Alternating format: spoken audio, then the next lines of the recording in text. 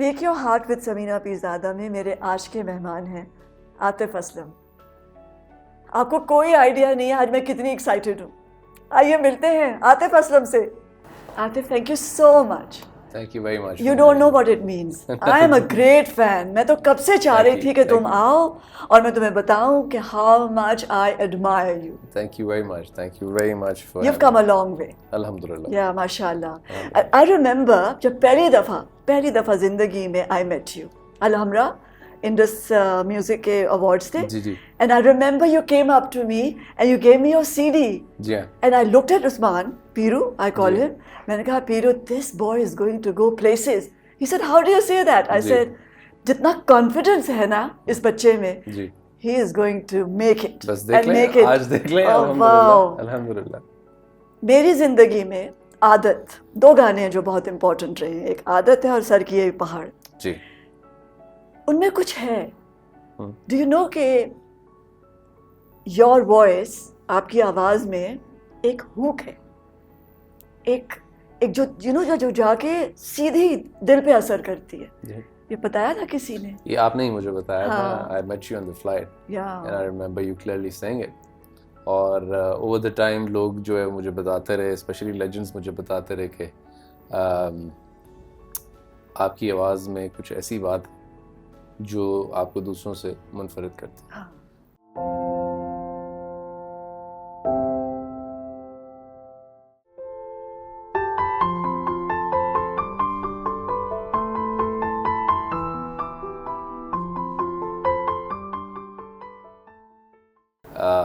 कुछ ऐसी बात है जो इंसान उससे बेजार नहीं होता, और कुछ ऐसी बात है कि जिस को लगता है कि कोई ताल्लुक़ है, कोई शनासाई है, कोई ताल्लुक़ है जो कि जाके कनेक्ट करता है. तो इन सब बातों के लिए मैं बहुत छोटा हूँ, इन सब बातों के लिए मैं बड़ा अदना सा इंसान हूँ. बट देन अगेन इन सब बातों की खुशी मुझे इतनी ज़्यादा होती है क्योंकि उन लोगों से बातें आ रही होती हैं जिनका एक ख़ास मकाम होता है अपनी ज़िंदगी में. No, but you worked hard. और जिनमें से एक आप हैं. No, you worked very hard. You deserve whatever you get today. मेहनत भी तो की है ना? की है ना? और कॉन्फिडेंस के साथ की है. थोड़ा सा बचपन में जाते हैं. कितने भाई बहन हो? हम लोग 4 भाई हैं. I'm the youngest. और बहन कोई नहीं? कोई बहन नहीं है. Really? I didn't know that. जी. कोई बहन नहीं है. और सिलसिला ये था कि जब मैं छोटा था तो मुझे उसकी कमी बहुत महसूस होती थी, और घर में एक बड़ी ज़बरदस्त किस्म की रौनक सी हो जाती है और बच्चियों से. Exactly. So I really missed out on that. और सबसे छोटे और सबसे शरारती, सबसे लाडले, शरारती, लाडला एक ख़ास टाइम तक. हाँ. और उसके बाद ज़िद्दी. Then I think then when I went to the college life, then I was a loner. But then, you know, my friends were there too with me, so that's how all it started. But हाँ, छोटे होते बचपने में मैं बहुत ज़्यादा शरारती रहा हूँ. तो क्या शरारत की है? भाइयों के साथ मिलके की है या अकेले की है? अकेले भी की है, भाइयों के साथ मिलके भी की है. तो कैसा घर था? 4 भाई जिस घर में हो, वो तो एक टोटल रायट. बस एक राइट था. और बिल्कुल ऐसे ही होता था कि अबू सुबह जो थे वो चले जाते थे नौकरी पे, और शाम 5 बजे जब वापस आते थे. वालिद मेरे सिविलियन थे, और he was an एक्सियन highways engineer थे, सिविल इंजीनियर. और अम्मी जो होम मेकर. एग्जैक्टली, बिल्कुल. तो सुबह 8 बजे चले जाते थे, तो शाम 5 बजे आते थे. तो जब शाम 5 बजे हमें पता था उन्होंने आना है, उससे पहले हमने जो करना होता था, हमारा घर हमारा होता था. शाम 5 बजे के बाद घर जो होता था सिर्फ वालिद साहब का होता था, और उनका खौफ, उनका डर इतना ज़्यादा होता था कि आप किताबें खोल के बैठ जाते थे, चाहे आपके सामने किताब उल्टी क्यों ना पड़ी हो. So you know, it was that. So it was a mess indeed. तो कहाँ रह रहे थे उस वक्त जब आप? हम लोग मॉल टाउन में रह रहे थे. लाहौर में. और आज भी मैं यही लाहौर में ही पैदा हुए? I was born in Wazirabad. अच्छा. वहाँ कैसे? बस वहाँ पे ददयाल था, और I believe after 1 or 2 years वालिद साहब की जो पोस्टिंग थी वो लाहौर थी, तो फिर सब सारे बच्चे सब यहाँ आ गए और मॉडल टाउन डिसाइड किया कि वालिद साहब ने मॉडल डिसाइड किया कि हाँ वहाँ से निकलेंगे। मॉडल टाउन तो बड़े मजे की जगह है, when you are growing up, वो जो पुराने दरख्त और वो सड़कें और स्कूल। एग्जैक्टली मॉडल टाउन का स्कूल इतना जबरदस्त। अब चूंकि मैं वहाँ नहीं रहता हूँ तो मैं मिस करता हूँ मॉडल टाउन को, क्योंकि वो बड़ी जबरदस्त जगह है और मेरा बचपन वहाँ पे बहुत। क्योंकि मैंने उस्मान से बहुत कहानियाँ सुनी हुई है मॉडल टाउन की, कि जो लोग वहाँ रहे हुए हैं वो सब कहते हैं कि वो तो एक अपनी दुनिया थी। ऐसे ही है ना, खूबसूरत लोग, उसके पार्क्स और उसका क्लब और उसके स्कूल और एग्जैक्टली। और मुझे भी याद है कि हम लोग जॉगिंग पे जाया करते थे तो एक हमारी 2 से 3 गलियां छोड़ के एक बूढ़े से बाबा जी जो थे वो रहते थे। वो सिर्फ उस घर में एक ही इंसान था जो अभी तक जो थे वहाँ पे हयात थे। सो वो he must be around what 75 or 80, but वो बिला नागा रोज़ मॉडर्न पार्क जाया करते थे और उनको हम लोग देखते थे। और उनकी ज़ुबान पे 2 चीज़ें मैंने सुनी। उनकी ज़ुबान से मैंने या तो दुरूद शरीफ सुना, या उन्होंने ये मुझसे कहा जब उनसे बात करते थे कि प्यार करो और खुशियाँ बांटो। और क्या उम्र थी उस वक्त? I must be 10 or 11. तो वो कितना इम्पैक्ट उसने छोड़ा होगा। Exactly. है ना? Exactly. It was a lot. Okay. ये है वो It was a lot. जो एक याद रहता है सारी जिंदगी, बिल्कुल जैसे बाज़गश्त करता है जहन में। और क्या बातें याद है? पहला दिन स्कूल का याद है? पहला दिन स्कूल का मुझे याद है, बिल्कुल रोते रोते गया था। और अब्बू छोड़ने गए थे? अम्मी छोड़ने गई थी। हाँ, स्कूल घर के पास ही था। रोते रोते गया था, बड़ी मुश्किल से क्लास में बैठा था, डरा हुआ था, सहमा हुआ था, बड़ी मुश्किल से दोस्त बनाए थे। मोटा सा मेरे साथ एक लड़का आके बैठा हुआ था और मैं उससे बड़ा डर रहा था कि यार ये क्या हुआ मेरे साथ, ये कौन लोग हैं, और वो मेरी तरफ आंखें निकाल के यूँ देख रहा है। वो नहीं होते वो जो शैतान बच्चे होते। तो खैर मैं वहाँ काफ़ी डर गया था। और एक और दिन भी मुझे याद है कि जहाँ मुझे एक दिन वालिद साहब छोड़ने गए थे, तो सब बच्चों को सुबह उनकी ड्यूटी होती छोड़ना, तो गाड़ी का जो टायर था वो मेरे पाँव के ऊपर से गुजर गया था। तो अब जाहिर बात है वालिद साहब गाड़ी चला रहे थे, लेकिन आपको रियलाइज़ नहीं होता क्योंकि आप पाँव के ऊपर से गाड़ी का टायर जो था वो गुजर गया और चले गए। मैं उस लुकिंग एट हिम, मतलब कि कोई फ़र्क नहीं पड़ा क्या हुआ। So yeah, I remember that too. तो क्या वो चोट लगी थी नहीं, या बच गए थे? वो जूता ने ले लिया वो सारा pressure. Exactly. But you felt कि ये क्या हुआ? हाँ, कि मतलब अब्बू को पता भी नहीं चला, उन्होंने सॉरी भी नहीं बोला, उन्होंने कुछ कहा भी नहीं। So did you tell him? जब घर जाके नहीं बोला? He must be watching it right now, but I never told. नहीं? I never told. नहीं, बट होता है ना कि जब आप जाके बताते हैं। नहीं, I was never that sort of a kid. अच्छा। तो फिर लाड से क्या मुराद है? जब लाड से मुराद ये है कि हर रोज एक खिलौना, चाहे वो हर रोज, चाहे वो 10 रुपए का है, चाहे वो 1 रुपए का है, चाहे वो 100 रुपए का है। अब्बू लाते थे? अब्बू और अम्मी इंसिस्ट कर, अब्बू कभी कभार मना कर देते होंगे, मुझे याद नहीं पड़ता उन्होंने किया भी होगा, लेकिन वालिदा जो थी वो कहती थी हाँ नहीं, चाहे प्लास्टिक का है चाहे वो किसी और। तो क्या चीजें खरीदते? गाड़ियाँ, ट्रेन्स, स्लाइड्स, जैसे मेरा बच्चा खरीदता है। Seriously? और वो भी यही कहता है रोज, can we go to the toy shop? तो were you allowed एक चीज खरीदना या 2? जिस दिन मेरा दाव लगता था 2 आ जाती थी, लेकिन एक चीज अलाउड थी। तो किस तरह चूज करते थे? कोई भी कलरफुल सी गाड़ी। और फेवरेट कलर क्या था उस वक्त? मेरा favourite colour I think green था। ग्रीन था? Not red? नहीं, उस वक्त मेरा ग्रीन था। तो कितनी गाड़ियां जमा की थी? लेगो किया था जमा? लेगो भी था? नहीं, लेगो में उस वक्त मेरा इंटरेस्ट नहीं था, बस सिर्फ गाड़ियां। और हर साइज की? इस तरह का फिनकी था मैं कि मतलब I am talking about what I think at least 25 years ago or in fact 28-29 years ago, कि जो घर पे जो जिसमें आप रोटी रखते हैं ना, उसको क्या कहते थे? चंगेर कहते थे, या उसको पंजाबी में छाबा कहते थे। ठीक है। सो बेसिकली वो मैं किचन से उठाता था और मैं अपनी फैंटेसी वर्ल्ड में होता था कि I am sort of driving an SUV और समथिंग ऑफ दैट सॉर्ट, और मैं ख्यालों में एग्जैक्टली मैं चला रहा होता था, घर में लेके घूम रहा होता था। Is that. तो और क्या किस किस्म की मेक बिलीव दुनिया थी, उसमें क्या क्या था? उसमें क्रिकेट थी, उसमें बहुत ज़्यादा रंग थे, उसमें म्यूज़िक बिल्कुल भी नहीं था। बिल्कुल भी नहीं उसमें था। म्यूज़िक घर बिल्कुल में भी कोई नहीं था। नहीं गाता था। पहले 5 साल तो म्यूज़िक बिल्कुल भी नहीं था, घर में कोई नहीं गाता था। और सबसे पहले जो म्यूज़िक हिट किया था वो तब हिट किया था जब मेरे सबसे बड़े भाई ने एक टेप रिकॉर्डर लिया था। और वो टेप रिकॉर्डर घर में सबसे ऊंची वाली अलमारी जगह पे जो है उसको रखा गया था ताकि कोई बच्चा उसको हाथ ना लगाए। तो सिर्फ बड़े भाई को इजाज़त होती थी कि he can go and play the music. And I remember that he would collect his pocket money to sort of buy the cassettes.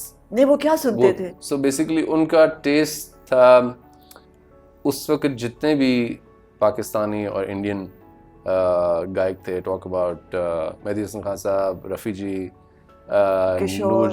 Noor Jahan, even हमारे घर में ताला सखीली साहब भी सुने जाते थे। Alaap, there was a band, Punjabi band था, और that was quite famous in our house too. So ये तभी होता था जब माँ बाप जो थे वो घर पे नहीं होते थे, पार्टी ये वो उस वक्त म्यूजिक बज रहा होता था, तो सारे डांस करते थे। डांस क्या, सब कुछ, मतलब सब कुछ चल रहा था, उधम हंगामा। या। तो जब ये म्यूजिक बजता था तो नन्हा आतिफ क्या सोच रहा होता था? उस वक्त यही सोच रहा होता था कि क्या क्यों कर रहे हैं, what the hell is wrong with them, what's the kick, उनको क्या मिल रहा है। हाँ। मेरे बड़े भाइयों को क्या मिल रहा है इसको म्यूजिक सुन के, कितनी बड़ी सी चीज है, इतना ऊंचा क्यों लगाया हुआ, इतना ऊंचा, what's wrong? So then I realized कि चलो I think it's a cool thing कि मेरा बड़ा भाई म्यूजिक सुन रहा है, म्यूजिक सुनना एक कूल चीज़ है। इतनी अवेयरनेस नहीं थी उस वक्त। सो I was what 5, 6 or 7 probably। तो बस उस वक्त ये लगा कि एक बड़ी कूल चीज़ है, कोई इंटरेस्ट नहीं था तब भी। तो कैसे थे, ऑर्गेनाइज थे या डिसऑर्गेनाइज थे? चीजें इधर फेंक दी उधर फेंक दी? No, I was very organized। हाँ, बिकॉज मुझे लग रहा है कि जैसे वो जो डिंकीज थी और जो कार्स थी उन्हें बहुत ऐसे करके रखते होगे, ऑर्गेनाइज करके। I was very organized because मुझे इस बात का इसलिए अंदाज़ा है कि मुझे याद है कि हम किसी के घर गए थे and I was taking a shower, I believe I was 5 or 6 years old, और गांव में थे हम लोग, किसी के गांव में घर था कोई। तो जो बाथरूम का दरवाज़ा था उसके नीचे जो थी वो थोड़ी सी स्पेस थी, तो वहाँ से हल्का फुल्का सा पाँव जो थे वो नज़र आते थे। तो I was taking a shower, और मुझे याद है कि मैं अपने जो जूते थे वो खुद सोप से जो था वो धोता था, और सोप से धोता था ताकि मेरी वालदा को वो ना धोने पड़े।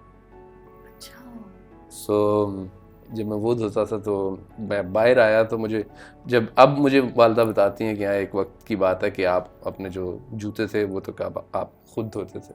तो इसलिए मैं कह रहा हूँ कि I think I was very organised at that point and very careful and kind and considerate, है ना? क्योंकि ये सोचना कि अम्मी को ना करना पड़े, बहुत करीब हो अम्मी के। बिल्कुल।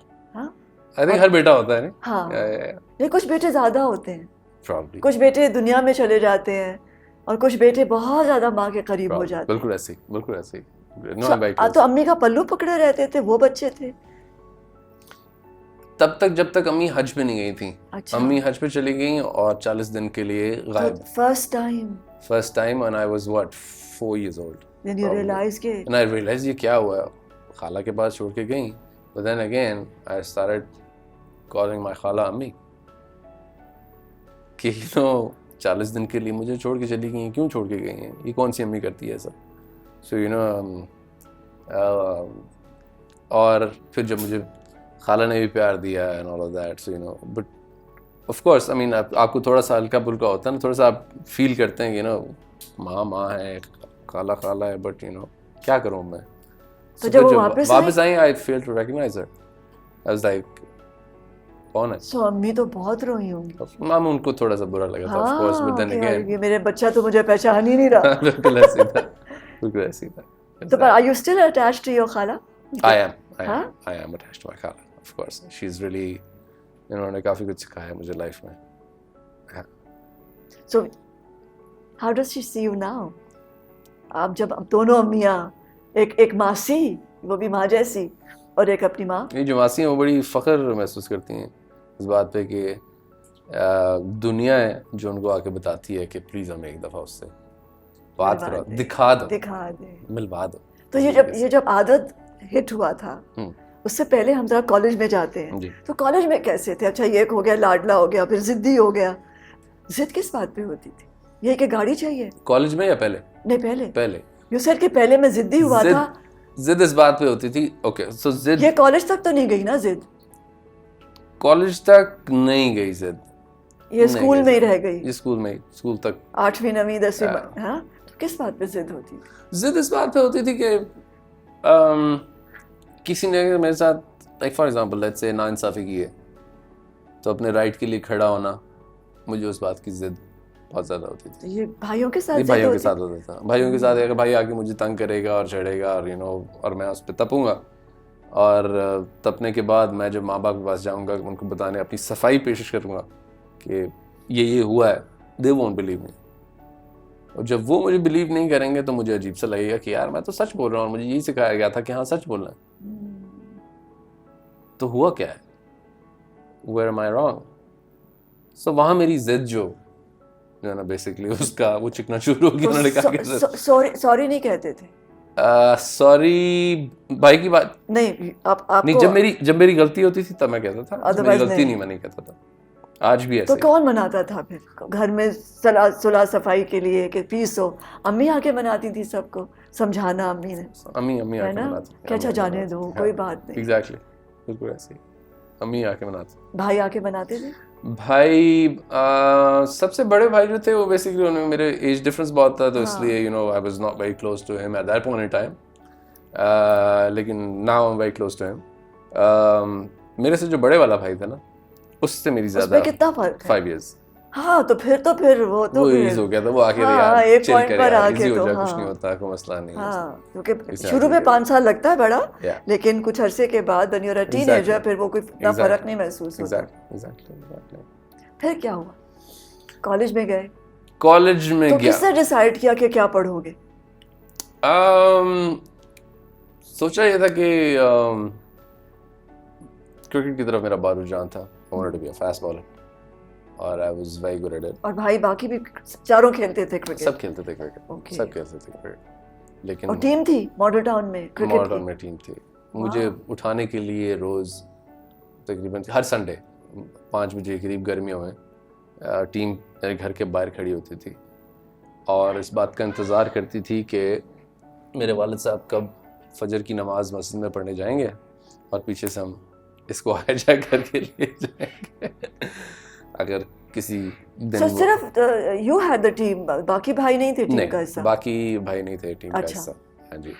और जो अगर कभी जिस दिन वालिद साहब घर पे होते थे तो जो कैप्टन होता था वो आके परमिशन मांगता था, अंकल प्लीज़ यार इसको आने दें प्लीज़, कुछ नहीं होता था। कभी कभार उनको झाड़ पड़ जाती थी और कभी इजाज़त दे देते थे। सो इस तरह का सिलसिला होता था। सो क्रिकेटर बनना चाहिए था, उस तरफ नहीं गए? बस वो कुछ इस तरह से हुआ कि मैं अपनी स्टडीज़ जो था, मैं इतना फिनिकी हो गया था कि मैं अपनी स्टडीज़ जो था वो स्किप करना शुरू हो गया था।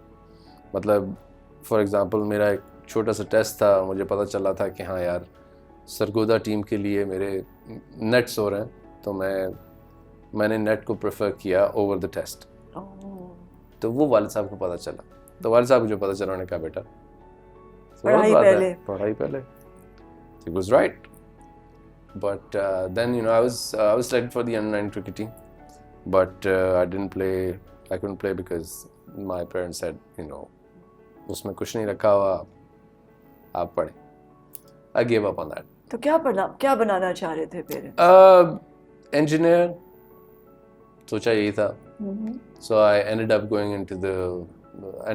doing computer sciences और मेरा कोई इंटरेस्ट नहीं था कंप्यूटर साइंसेज में और I don't know, God knows कि मैंने किस तरह से वो किया, I have no idea, but then again thanks to all of my friends जो मुझे कभी बार चीट कराते थे।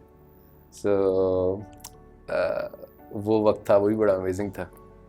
और तो मतलब ये बैंड कैसे बना फिर? So ये एक तरफ क्रिकेट इस खेल तरह हुआ, रहे हो, उधर से तो क्रिकेट का जुनून उतर गया। हाँ, पाकिस्तान के लिए खेलने के लिए उतर गया, लेकिन ऐसे ही खेलने के लिए रहा। ठीक है। कॉलेज में मुलाकात हुई कुछ लोगों से मैं कॉलेज कॉम्पिटिशन्स जीतना शुरू हुआ और कुछ लोगों से मुलाकात हुई और वहाँ पे वो मेरे से सीनियर थे. When did you discover you have a voice? Okay, that's another story. Yeah. So Lahore से वालिद साहब की जो थी वो ट्रांसफ़र हुई थी पिंडी. So we had spent like what 4 years of our lives in पिंडी. और कुछ उसी अरसे में मुझे मौका मिला कि वो खाली घर जो था, हम सारा सामान ले गए थे वहाँ पे. हाँ. खाली घर में हम लोग चले गए. उस खाली घर में अब अंताक्षरी वगैरह होती थी ख़ानदान में कभी कभार रही. उस खाली घर में मैंने वैसे ही ना गाया, गुनगुनाने की कोशिश की. And after a certain point in time उसमें एको था ना, खाली घर में था और उस एको की वजह से मुझे अपनी आवाज़ से डर लगना शुरू हुआ. जब मैंने गाया तो मुझे अपनी आवाज़ से डर लगना शुरू हो गया. मतलब पूरा खुल के मैंने जब गाया और वो एको हुई आवाज़ में, what is this, what's happening. तो उससे मैं डरना शुरू हुआ और वहाँ से हल्का हल्का इस चीज़ के बारे में मुझे इंटरेस्ट होना शुरू हुआ. वहाँ से मुझे म्यूज़िक सुनने का शौक हुआ. और पहली दफ़ा एहसास हुआ कि यू आर गिफ्टेड, कि अल्लाह ने गिफ्ट दिया है एक. एग्जैक्टली. इससे पहले थोड़ा सा पीछे जाएं तो आई थिंक म्यूज़िक, इससे पहले भी मैं हल्का फुल्का सुनता था, लेकिन मैंने जो सही म्यूज़िक सुना है वो कह लें आपके सबसे पहले जिसमें मैंने कान धरा था वो पठान खान साहब थे.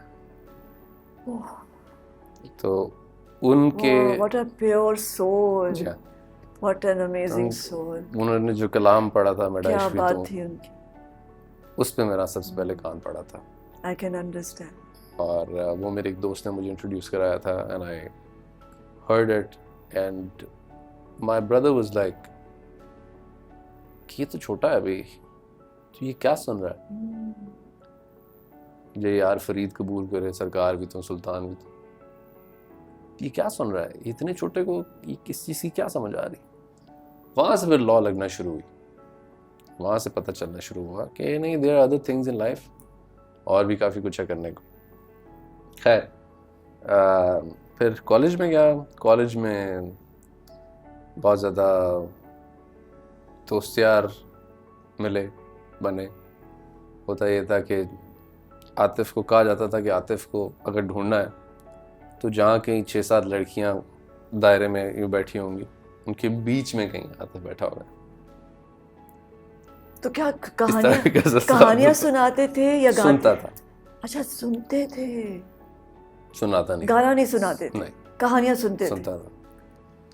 और होता ये था कि I don't know why, for what odd reason, people would come up to me and share their stories just like that.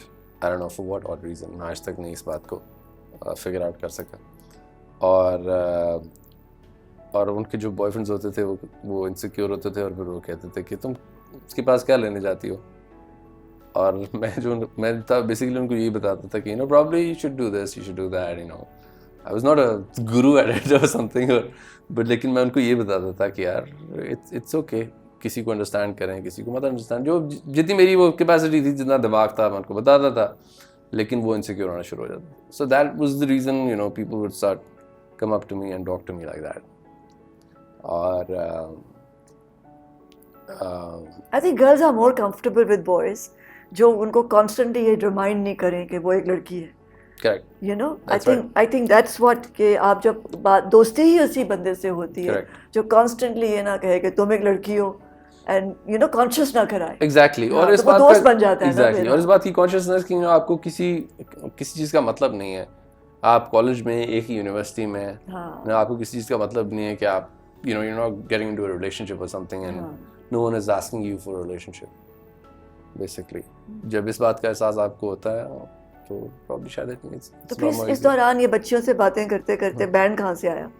क्योंकि गाना तो सुना नहीं रहा था लड़कियों को. गाना तो तो ये था ना कि पहले कंपटीशन हुआ. हाँ. और कंपटीशन में मैंने हिस्सा लिया. एंड टू योर सरप्राइज, जो आपने दूसरा गाना मेंशन किया ना, हाँ, जो आपका फेवरेट गाना सर की है पहाड़, मैंने वो गाना वहाँ पे गाया था. Wow. Exactly. That was the first song. That was the first time I won that It's competition. so haunting. It is. नहीं? It is. हाँ. It is. और वहाँ से फिर आई थॉट ऑफ मुझे म्यूज़िक प्ले करने में, बजाने में मज़ा आना शुरू हुआ। मेरे भाई के पास एक जिस एकेडमी में जाता था, मेरा भाई जो था वहाँ पे पढ़ाता था, तो उस एकेडमी का जो प्रिंसिपल था, ही हैड अ गिटार। तो मैं देखता था गिटार को और मुझे लगता था कि ये बड़ी एक कूल सी चीज़ है, and it's very good to have a guitar. तब तक ये समझ आती थी। फिर एकदम से आई थिंक मेरे भाई के पास अपने दोस्त का गिटार आया, जो घर पे आके कुछ महीनों पढ़ा रहा। उसकी सिर्फ 3 तारें थी और वो मेरे हाथ पे चढ़ गया। भाई gave up on the guitar because he was like nothing is happening, मजा नहीं आ रहा है। वो 3 तारें जो थी, उन 3 तारों के साथ मैं खेलता रहा। सोना, जागना, उठना, बैठना, सब कुछ उसके साथ था। और वो उससे जो लगन थी वो पैशन में बढ़ती गई, और वो ऐसी बढ़ती गई कि मैंने 1.5 साल बाद जाके मुझे पता चला कि एक स्टैंडर्ड ट्यूनिंग होती है जिस पे आपको तारों को ट्यून करना होता है। तो मैंने 1.5 साल वो बेसुरी तारों को बजाते बजाते उनमें से सुर निकालने की कोशिश की और उन पे गाने की कोशिश की। That's how it started. और फिर बैंड कैसे बना? So बैंड बना के so this guy was senior to me in college. He used to play guitars और बड़ा अच्छा हो जाता था, और मुझे उसकी You didn't know कि ये चीज पुल किए जा रही है, मुझे नहीं पता था है ना? ये क्यों कि पुल किए जा रही है। इंट्रीग हो रहे हो गिटार से, Exactly. अपनी आवाज से, Exactly. हर चीज से Exactly. इंट्रीग हो रहे हो, बट ये नहीं पता कि ये मेरी ये कॉलिंग क्या है। exactly. ये नहीं पता। No idea. हाँ। कोई इस बात का अंदाजा भी नहीं था। और बस उसको देखा बजाते हुए और मैंने कहा would you like to join me? बड़ा मज़ा आएगा अगर हम इकट्ठे साथ काम करेंगे तो he said yes. said okay. तो वहाँ से फिर मैंने अपनी कॉम्पोजिशंस जो थी बेसिकली शेयर करना शुरू की और बात बढ़ती गई, आगे बढ़ती गई। तो किसके लिए फिर बजा रहा था ये बैंड? कॉलेज के लिए ये या बैंड रेस्टोरेंट्स में या ये लोगों बैंड के लिए? ये बैंड जो था कॉलेज के लिए भी बजा रहा था। फिर इसने पहली दफ़ा मैकडॉनल्ड्स में बजाया। ये जल है? ये जल है। नाम कैसे सोचा था जल? नाम सोचा था मैंने क्योंकि मुझे जो कलर, इस वक्त तक मेरा कलर जो था ग्रीन से ब्लू हो चुका था। मेरा फेवरेट कलर जो था ब्लू हो चुका था। जब मैं ब्लू को सोचता था तो ये मुझे पानी, म्यूज़िक और एक मेरी फ्रेंड कॉलेज में जिसको मैं ब्लू से मुखातब करता था, उसको सोच के, because she was very deep, उसकी जो सोच थी, उसकी जो थिंकिंग थी। या वो मोर देन अ फ्रेंड थी? अभी पहली मोहब्बत नहीं हुई? पहली मोहब्बत उसकी तरफ जाना है हमने। पहली मोहब्बत, अच्छा ठीक है, सही है। अच्छा, मोहब्बत नहीं कह लें उसको ये कह लें कि मैं एक्सप्लोर कर रहा था कि कॉलेज में मतलब लोग क्या होते हैं, लोग कैसे होते हैं, और ये वो। By the time I get to know that person, I know कि हाँ ये मेरे लिए नहीं थी, ठीक है। It was just for some time, but उसका इम्पैक्ट इतना ज़्यादा था उस लड़की का कि वो आई थिंक आज तक भी है, उसका इम्पैक्ट आज तक भी है। जो उसने बोला, बात की, बताया, कहा, सुना, म्यूज़िक के बारे में बात की, खालिक के बारे में बात की, ब्लू के बारे में बात की। So I had my own world of being blue. So ये म्यूज़िक मैं एक्सप्लोर कर रहा हूँ और साथ साथ ये बात, ये कान में आवाज़ें पड़ रही हैं। और ये बड़ी इंस्पायरिंग थी। ये बड़ी इंस्पायरिंग थी। नहीं, कोई चाहिए होता है, कोई गुरु, exactly. कोई म्यूज, कोई मेंटोर, exactly. कोई हाथ पकड़ के आपको सिर्फ सड़क पे ही खड़ा, उस रास्ते पे खड़ा कर दे। Exactly. तो वहाँ से बेसिकली ये बैंड जो था वो फॉर्म हुआ। तो ये जो आदत का जो गाना था, ये किसका दिल टूटा था? ये मैंने गौहर से भी पूछा था। ये आतिफ का दिल टूटा था या गौहर का टूटा? इस कहानी के बहुत सारे वर्जन्स हैं। अच्छा। हाँ, तो आई डोंट नो कि अगर उसने क्या कहा होगा, और अगर मेरी ज़ुबानी अगर आप सुनना चाहती हैं तो उसका यही था कि ये किसी दिल टूटने पे नहीं लिखा था. अच्छा. It was just कि जैसे मैंने आपको बताया कि जैसे मेरी जिद टूटी थी, ठीक है, जब वो टूटी थी तो मेरी खामोशी जो थी वो इस चीज़ का ज़रिया बनी थी. मेरी जो खामोशी थी वो पैशन का ज़रिया बनी थी. तो जब वो खामोशी म्यूज़िक में कन्वर्ट होना शुरू हुई थी तो तब ये लिखा गया था. फ्रॉम लाडला टू जिद्दी, और वो जिद्दीपन जो वो इंट्रोवर्ट हो गया था, चुप, खामोश, पेशेंस, है ना, पीछे हटकर सारी दुनिया को देख रहा है आतिफ. हाँ, उसकी उस लड़की को भी देख रहा है, उसकी बातें भी सुन रहा है और एब्जॉर्ब कर रहा है. बिल्कुल ऐसे. हाँ? और देख रहा है कि कौन कौन, और ये भी देख रहा है कि कोई मजाक उड़ा रहा है. हाँ. ये भी देख रहा है कोई किसी को बुरा लग रहा है. ये भी देख रहा है कोई जेलस हो रहा है. ये भी देख रहा है कोई पॉजिटिव एनर्जी आ रही है, कोई नेगेटिव एनर्जी आ रही है. और ये भी देख रहा है कि क्रिटिसाइज भी हो रहा है. क्रिटिसिज्म, लेकिन बोल नहीं रहा कुछ. बिल्कुल रिएक्ट नहीं, लेकिन बोल नहीं रहा, खामोश. वो सिर्फ एब्जॉर्ब कर रहा है. जो दुनिया उसको दिए जा रही है वो ले जा रहा है. और उसमें से फिर ये गौहर के और आतिफ के दिमाग में से और दिल में से एग्जैक्टली आदत निकली. एग्जैक्टली, बिल्कुल ऐसे ही. और ये जब निकला, उसके बाद जिन चीज़ों के थ्रू, लाइक फॉर एग्जांपल, जिन चीज़ों के थ्रू मैं गुजर चुका हुआ था, मेरे लिए उसको हैंडल करना ज़्यादा मुश्किल नहीं था. उस फेम को, उस अटेंशन को, मेरे लिए वो जो था एक बड़ी सेकेंडरी ये तो एकदम से the entire world suddenly started looking at you. उसकी मजेदार बात ये थी, जो मेरे फेवर में जो चीज़ हुई थी, ये पहला गाना आया था, लोगों को ये नहीं पता था कि ये लड़का देखने में क्या है. हाँ, because it was released on the internet first. हाँ. And after 2 or 3 years of the song being released, we made the video. और जब वीडियो भी बना, it was just a long shot जिसमें ना पता चल रहा है गाना कौन गा रहा है. बिल्कुल. So और इंट्रीग है ना, और लोगों में इंटरेस्ट के ये कौन है. Exactly. तो तब जो था वो सिलसिला जो था वो अटेंशन लेने का मज़ा इस तरह से आता था कि आप बाहर गाड़ी चलाने जाते थे अपने भाइयों के साथ. अब लोग पहचानते तो नहीं थे, लेकिन आप साथ वाली गाड़ी में गाना सुनने लगा हुआ. एक वो वाला मोमेंट जो होता है पहली दफ़ा जब आप देखते हैं कि आपका गाना कोई और सुन रहा है, you feel nice, you feel beautiful.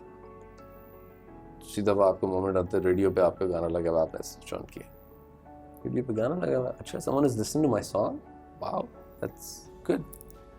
तीसरी दफ़ा जब आपको लोग फॉरम्स पे, वेबसाइट पे जो है आपको पूछना शुरू कर देते हैं, man what else do you do and we really love your music and blah blah blah. चौथी दफ़ा जब आपको ऑस्ट्रेलिया से फ़ोन आना शुरू हो जाते हैं, we really want to hold your concert even for just for one song, please come over, we would really like to have you. तो ये आप दोनों खेल रहे थे ये ऑडियंस के साथ, गौहर, और कोई आगे कोई पीछे, were you doing that consciously? ये था कि किसी को पता ना चले कि कौन है? नहीं, ये कॉन्शियसली नहीं था, ये बस होना था, ये हुआ है, ये कॉन्शियसली नहीं था.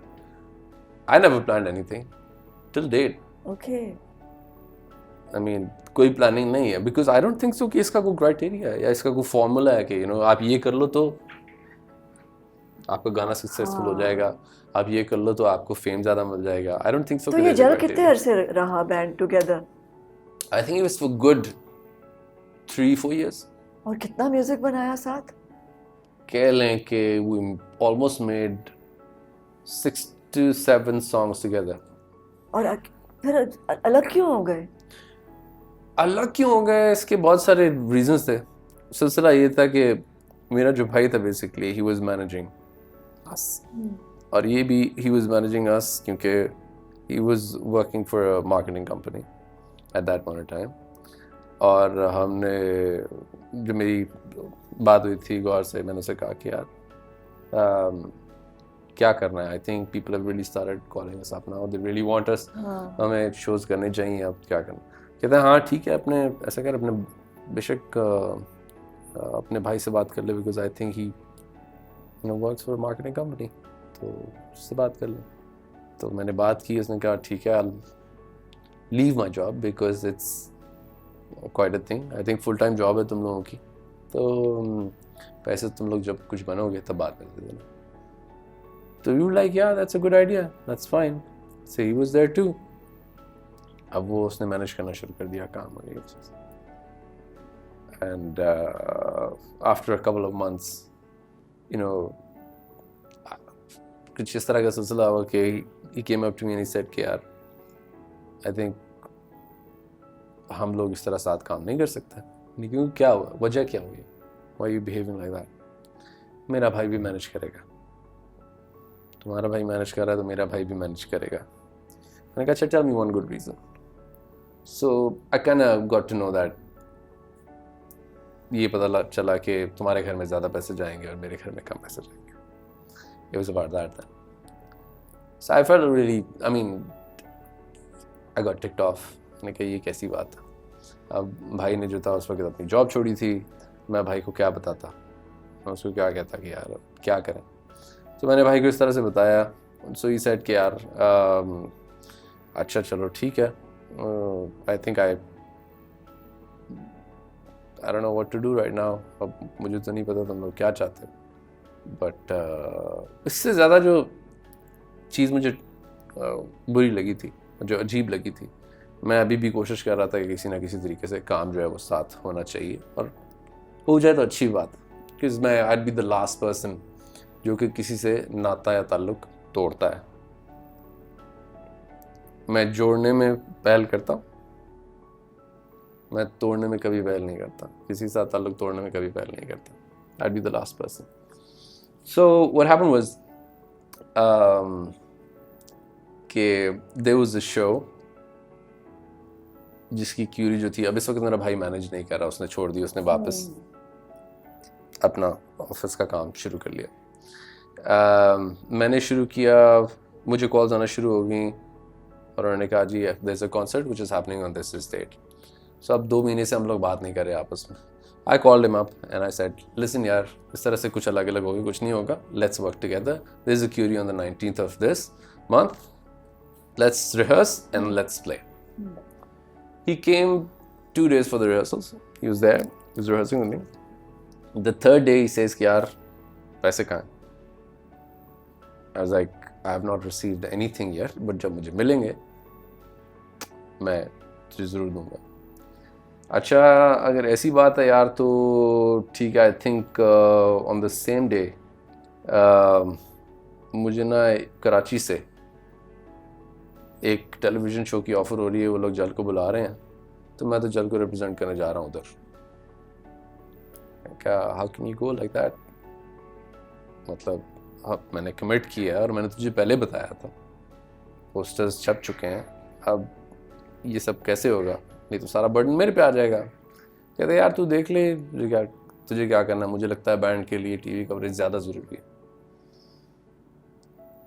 मुझे समझ आ गई कि कुछ ब्लैकमेल करने का सिलसिला था कि यार you know give me the money. I didn't have the money, of course अगर मेरे पास उस वक्त होता कुछ मैं उसको ज़रूर दे देता।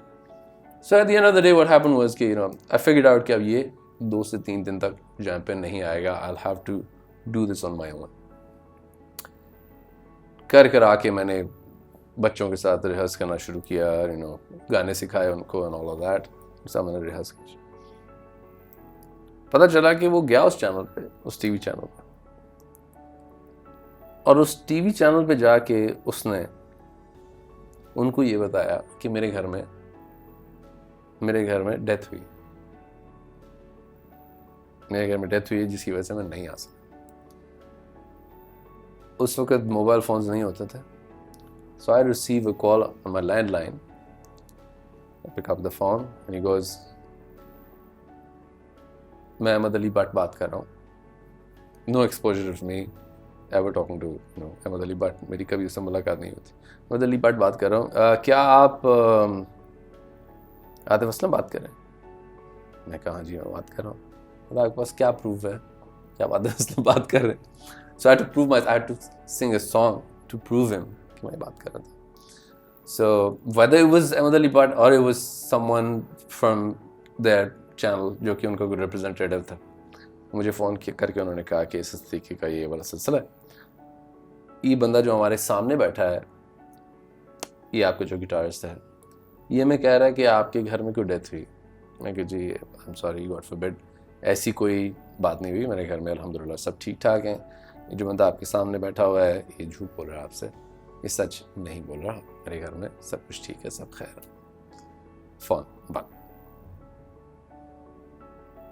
So basically he went there for a representation and he lied to them because obviously they were asking him कि यार कि दूसरा बैंड मेंबर कहाँ है band member, and who's lead singer कहाँ है जिसने गाना गाया है, वो किधर है?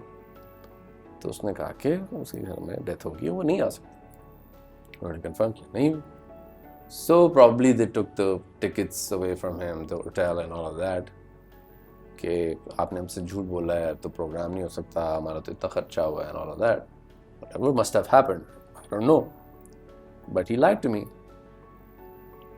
और फिर सिलसिला ये हुआ कि वो जो कॉन्सर्ट था, जो लाहौर का जो कॉन्सर्ट था, I had to do it myself. I did it myself. It was a success, and from there I decided that I won't be working with him.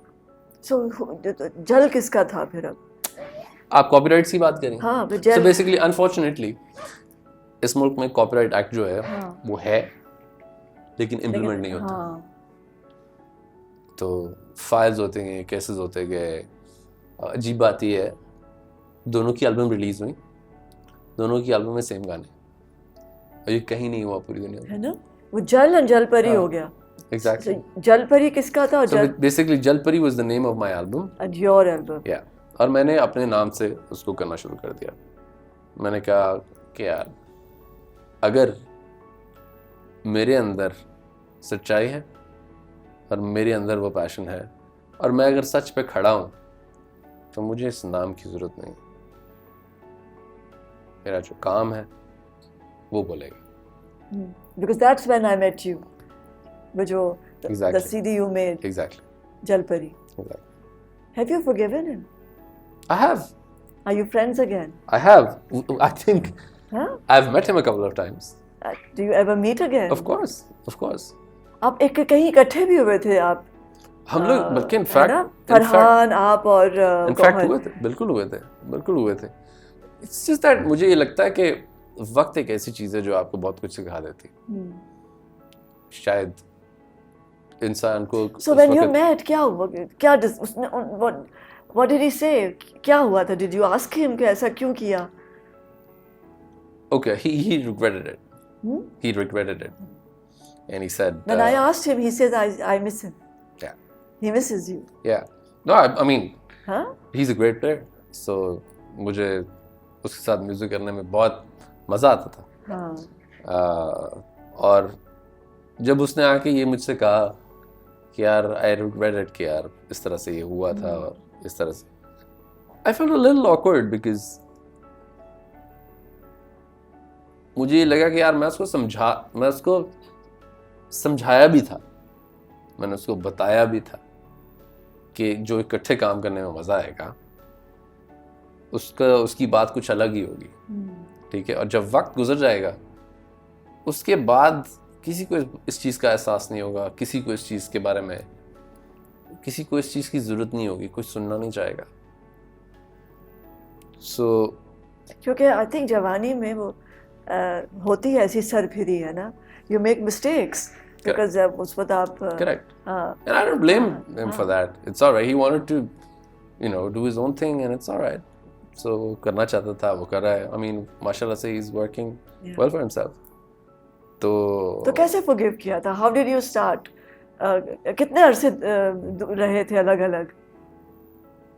I think जब से, आई थिंक क्या मतलब 2005 से लेके I think I met him what last year 2017 या 16 मेरी उससे मुलाकात हुई थी।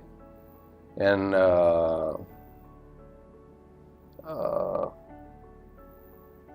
आई think he called me, I think Umar knows the. अच्छा, so जब ये हुआ, ये जब हुआ, डिसअपॉइंटमेंट हुई और दिल दुखा, रिपेयर कैसे किया? How did you come to term? Because it's a big setback अगर आप दो लोग एक दूसरे के साथ काम कर रहे हैं, इतने करीब हों, रोज़ मिले, कॉलेज में भी साथ हैं, फिर स्टार्स भी बने हैं और म्यूज़िक साथ कर रहे हैं और लिख रहे हैं म्यूज़िक, यू नो, और उसको लिरिक्स दे रहे हैं. Exactly. It's a lot of togetherness. Correct. So when it breaks, when friendship ऐसे टूटती है, करेक्ट. काम पे क्या असर हुआ उसका? मेरे काम पे ये असर हुआ कि मुझे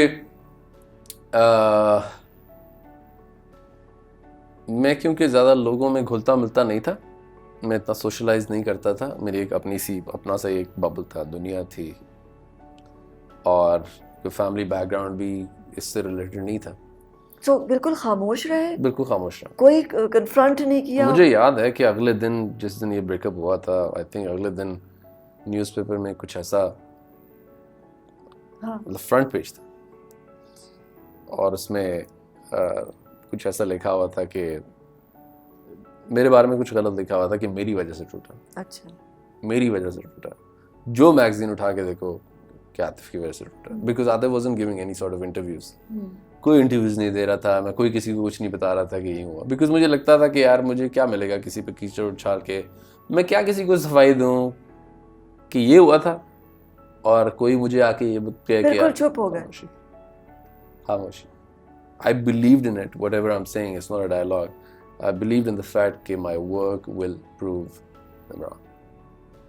और आज वही न्यूज़पेपर है, वही न्यूज़ चैनल है, मेरे इर्द गिर्द घूमता. वो कहता है कि हमें आपका इंटरव्यू चाहिए, और मैं कहता हूँ कि मेरे पास वक्त नहीं. मगर दिल तो दुखा था ना. इसीलिए दुखा ना, बिकॉज ऑफ कोर्स एक सच्चाई या एक बात का एक इंसान को पता नहीं, और आप सिर्फ एक वन साइड स्टोरी जो है वो आप छाप देते हैं, और आप कहते हैं कि यार इस तरह से हुआ था, और आप लोगों को इस बात की यकीन दहानी भी कराते हैं, उसको बार बार छाप के कहते हैं कि हाँ ऐसे ही हुआ था. भाई अगर कोई बंदा जवाब नहीं दे रहा तो ठीक है, आप मत लिखें उस बारे में, आपने तो बेचना है. स्कूप मिल गया आपने ना. तो बेचना है तो ठीक है, आपको तो लिखना है, चाहे जिस तरह से भी आप बेचें. येलो जर्नलिज्म इसीलिए कहते हैं ना कि वो बहुत सारे लोग एतराज करते हैं, क्योंकि वो एक साइड की स्टोरी होती है. बहुत सारे लोग एतराज करते हैं, वो कहते हैं आप बड़े रूड हैं, आप इंटरव्यूज नहीं देते, और ये वो. मैं क्यों वो इंटरव्यू दूं जब मुझे पता है कि आपने लिखना ही गलत है. वो लिखना है कि जो आपका दिल करेगा आप लिखना. तो क्या सीखा था इस सारे इंसिडेंट से? क्या जैसे कहते हैं ना, नॉट बांध दी, गिरा क्या गिरा बांधी थी? पीछे मुड़ के नहीं देखना, फोकस करना. कोई कुछ भी कहे, कोई अगर तुम्हें ये भी कहे कि आजकल फैशन में ये इन है, हाँ होगा इन, मैं क्या करूं. मेरी पहचान मेरी आवाज से बननी चाहिए, मेरी गायकी से बननी चाहिए. मेरी पहचान, हाँ मैं सीखा हुआ नहीं हूँ, I am not trend, but मेरी पहचान मेरी गायकी से बननी चाहिए. कभी सोचा नहीं कि उस्ताद होना चाहिए? सोचा, बहुत दफ़ा सोचा, बड़ा बैकलैश भी आया, बहुत दफ़ा सोचा, आज भी सोचता हूँ कि सोचो शायद कौन कौन से ऐसे रंग हैं जो मैं मिस कर रहा हूँगा, कौन कौन से ऐसे सुर हैं जो मिस कर रहा हूँगा, कौन कौन सी ऐसी चीज़ें हैं जो मैं मिस कर रहा हूँगा. सोचता हूँ इस बारे में, और बस जहाँ ज्ञान मिलता है, बट रहा होता है, वहाँ बैठ जाता हूँ उनके कदमों में. आबिदा परवीन जी, बैठ जाता हूँ, सुनता हूँ.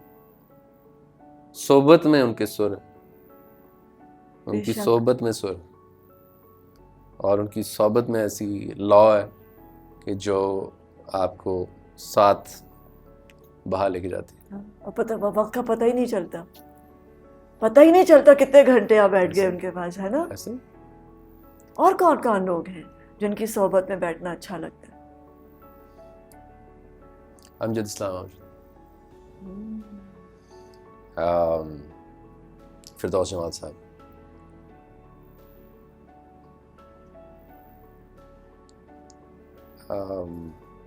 जाकिर हुसैन साहब,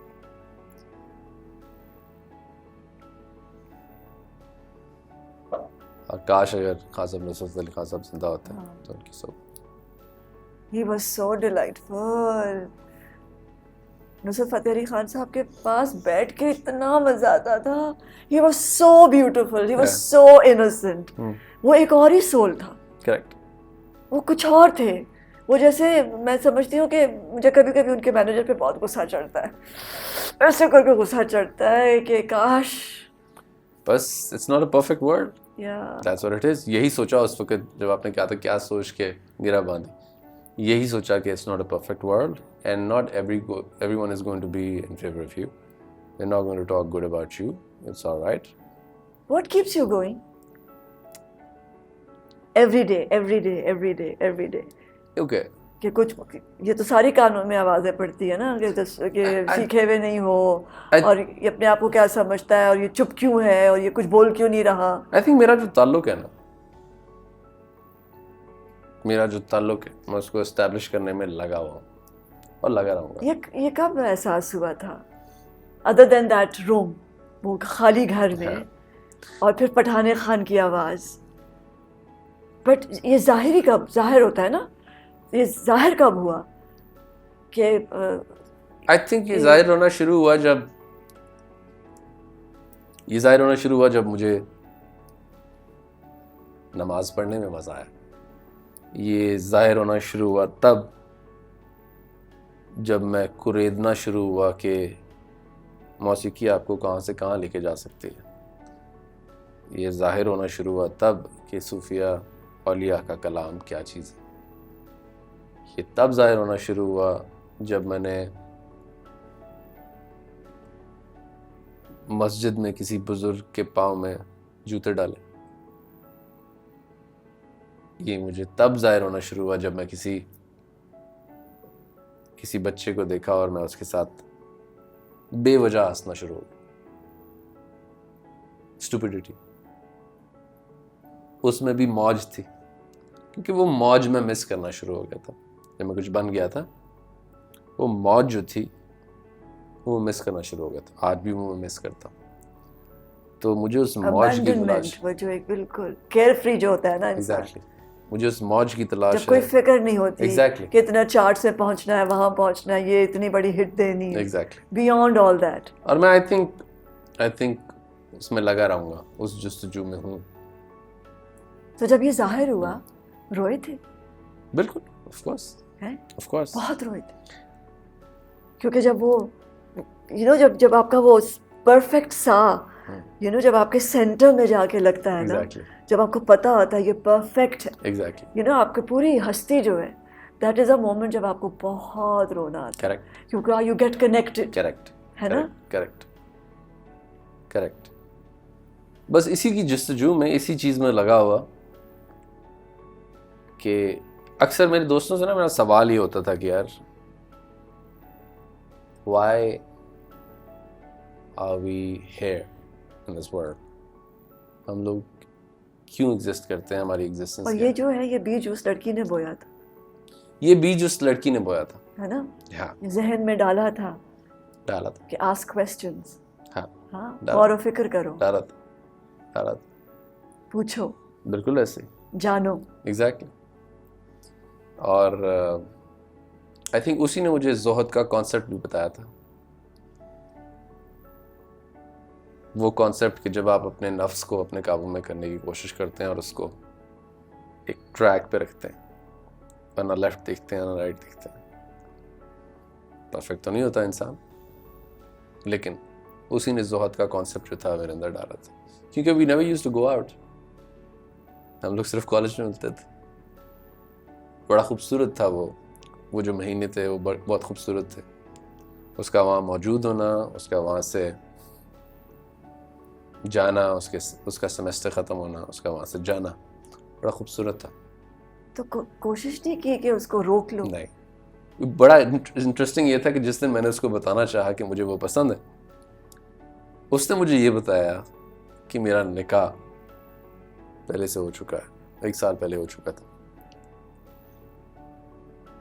रोए थे? नहीं.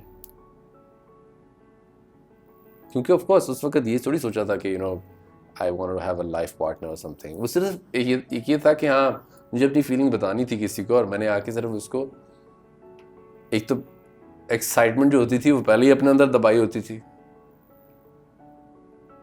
जो बचपना था, उसके बाद जिद जब टूटी तो आप अपनी एक्साइटमेंट जो है वो अपने अंदर दबा लेता है, ठीक है। आई वुड रिमेंबर कि मैं किसी को आउट करता था, मेरे लिए वो एक्साइटमेंट होती थी, लेकिन उसका जो जोश होता था या खुशी होती थी वो मैं सेलिब्रेट नहीं करता था।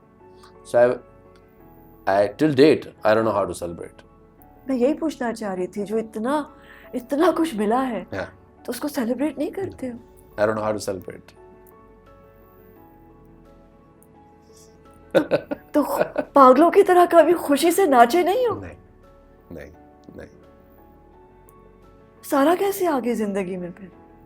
आई थिंक वो एक, मैं कहना चाहूँगा कि मेरी ज़िंदगी का एक सबसे खूबसूरत सेन चैप्टर है, जहाँ पे उसने मुझे सिखाया, उसने मुझे बताया कि खुश कैसे होता है।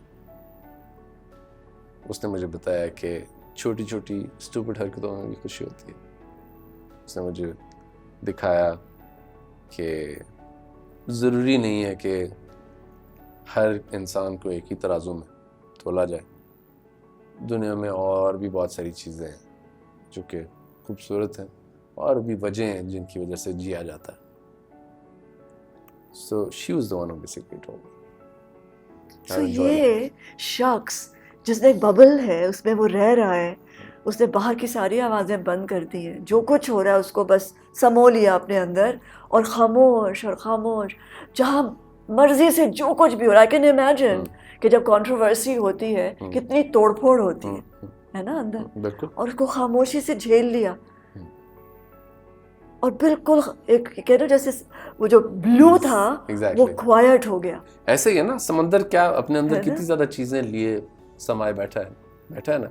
जब वो खामोश होता है तो कितना उसमें ठहराव होता है। तो कभी जलाल आया? यही कहने वाला था। अभी तक नहीं आया और मैं उस वक्त से डरता हूँ।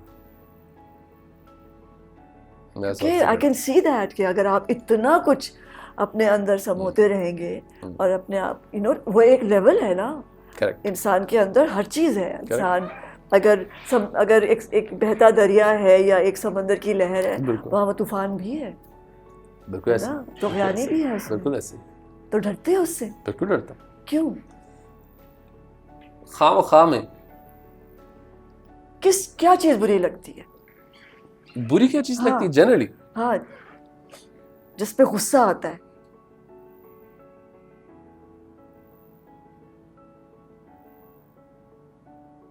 झूठ?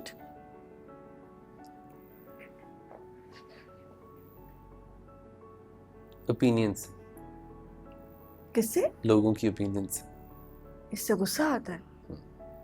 ओपिनियन यानी कि एक सेकंड में डिस्कार्ड कर देंगे? नहीं, और नहीं। मतलब इन द सेंस के किसी को अगर कोई चीज़ बताई जाती है, कुछ समझ के बताया जाता है, आप उसके बारे में ये नहीं कह सकते या ये नहीं। फॉर एग्जाम्पल, मैं शायद इस बात को एक्सप्लेन करना मेरे लिए मुश्किल होगा कि पता नहीं, आई डोंट नो कि आपने रिसेंटली मैं को पोस्ट देख रहा था, मैं उस लड़की को जानता तो नहीं था, लेकिन उसने साइबर बुलिंग की वजह से अपने आप को मार डाला था। लाइक फॉर एग्जांपल, लोग उसके बारे में अगर ये लिख रहे हैं कि तुम अच्छे कपड़े नहीं पहनती, तुम अच्छा नहीं गाती, तुम तो देखने में ऐसी हो, तुम तो ये करती, तुम ये। लोगों की बातों ने उस शख्स को इतना मजबूर किया कि उसने अपने आप को खत्म कर लिया। और जो मैं बात आपसे कर रहा हूँ कि जो लोगों की ओपिनियन होती, ये मुझे अब नहीं बॉदर करती, लेकिन एक वक्त करती थी। यस, एक वक्त करती थी। और देखो, ये एक वो वक्त आ चुका है कि जहां इसने लोगों की जानें लेना शुरू कर दी, ऐसे रैंडमली, क्योंकि आपके पास ये पावर आ गया ना। पावर भी आ गया और आपके लिए मजाक बन गया। नहीं, वही ना, पावर आ गया ना, आपने किसी की जिंदगी को इस तरह से रद्द कर दिया और उसकी तो जिंदगी चली आपकी वजह से। यानी कि अब ये भी बात सोचें, दूसरा इख्तलाफ, शायद इस मुल्क में अगर आपको लेजेंड बनना है तो जब तक आप मरेंगे नहीं तब तक आप लेजेंड नहीं बनेंगे। कितने अफसोस की बात है, कितने अफसोस की बात है, कितने ऐसे लोग हमने गवा दिए, और उनको हमने कभी अप्रिशिएट नहीं किया था। मरे उसके बाद हाँ यार बहुत अच्छा था, उसकी तो क्या ही बात, उसके हाँ। साथ तो शख्स ही नहीं था, उस जैसा शख्स नहीं है, उसकी सोहबत अच्छी है। So, you know, that's what it was. It takes too long, unfortunately. Yes. अपने आप को मनवाने में, और आपकी पूरी जिंदगी गुजर जाती It है does. मेहनत कर करके, और नहीं एक्सेप्ट करता कोई। हाँ ठीक है ना, you're right। और जब आप चले जाते हो तो कहते हैं वाह क्या बात थी उस इंसान, है ना। क्या शख्स था। मैं तो आज भी उसकी गैर मौजूदगी को you know, तो मिस करता हूँ उस इंसान को। तो लेजेंड के आगे लेजेंड, लेजेंड के पीछे लेजेंड, लेजेंड के राइट लेजेंड, लेजेंड ऊपर नीचे नीचे, लेजेंड ही लेजेंड। बोलो कितने लेजेंड। तो क्या बदलोगे फिर, क्या क्या बदलना चाहते हो? बदलना क्या चाहता हूँ, आई डोंट थिंक कि मैं इस चीज़ की वो रखता हूँ, क्या कहना चाहिए, इस चीज़ की को पावर रखता हूँ कि मैं किसी की मतलब इंडस्ट्री बदल सकता हूँ और ये वो, because it's a very different world, और हर इंसान की अपनी अपनी 1.5 इंच की मस्जिद है जिसमें वो रहता है, और वो किसी और की बात शायद सुन ले लेकिन अमल वो उसी पे करता है जो उसका खुद दिल चाहे और जो उसकी बेनिफिट में हो। ठीक है, ज़्यादातर 2% नहीं होंगे ऐसे लोग, अच्छे भी लोग हैं लोग, ये वो लोग हैं जिनका मैं आपसे जिक्र कर रहा था, जिनकी सोहबत है आबिदा परवीन जैसी, अमजद इस्लाम अमजद जैसे, ऐसे लोग जिनसे मुझे कुछ, अनवर मसूद जैसे पंजाबी के तो ये ढूंढते हो ऐसे लोगों को? बिल्कुल ढूंढता हूँ, और ढूंढ के फिर उनके पास बैठते हो? बिल्कुल ढूंढता हूँ, बेगर्ज। लोग खुद चले आते हैं या तुम या खुद जाते हो? कभी कभी तो लोग खुद आ जाते हैं, जैसे जब चाहत करो तो आपको मिल जाते हैं ऐसे लोग, ही, है ना? बिल्कुल ऐसा। मुझे इतनी खुशी हुई इस दफ़ा, आबिदा जी ने मुझे अपने घर बुलाया, उन्होंने कहा कि मैं आपके साथ कुछ परफॉर्म करना चाहती हूँ। ये तो पहले इतनी बड़ी बात उन्होंने कह दी कि उन्होंने मुझे इस काबिल समझा। दूसरी बात ये, उन्होंने कहा कि बैठा हूँ मैं सामने तो कह रही हैं कि मैं चाहती हूँ आप मेरी पूरी एल्बम सुनें और मुझे बताएं कि आपको क्या अच्छा लगा। मतलब खानदान, घराना, सीखे हुए लोग, वो एक ऐसे इंसान से कह रहे हैं, पहुंचे हुए लोग, और एक ऐसे अदना इंसान से कह रही हैं जिसको कुछ पता नहीं, उससे पूछ रही हैं कि आपको क्या अच्छा लगा। तो एक और बड़ी बात मुझे पहली दफा मिली, कहने लगी, मैं इनके साथ शो करता था, there was a show in Abu Dhabi, we did it together, it was a competition. जब ये आती थी सेट पे, मेरी मुलाकात शुरू हुई तो मैं इनके लिए जुगलबंदी, जो जुगलबंदी थी उससे पहले, मतलब जो पहले 6-7 एपिसोड थे, तो मैं अच्छा वो जो शो कर रहे सुरक्षेत्र, हाँ जी, एक शो था पाकिस्तान इंडिया, अच्छा वो दुबई में शूट नबील जो जीता था, हमारा लड़का। तो मैं उनके लिए, जब वो सेट पे आती थी और जाती थी, मैं उनके लिए उनकी गाड़ी का दरवाज़ा खोलता था। तो जब 3-4 दिन मैंने इसे लगातार किया ना, तो उन्होंने यहाँ हाथ रख के, मुझे यहाँ हाथ रख के उन्होंने कहा, दरगाह आपके दिल में रहती है।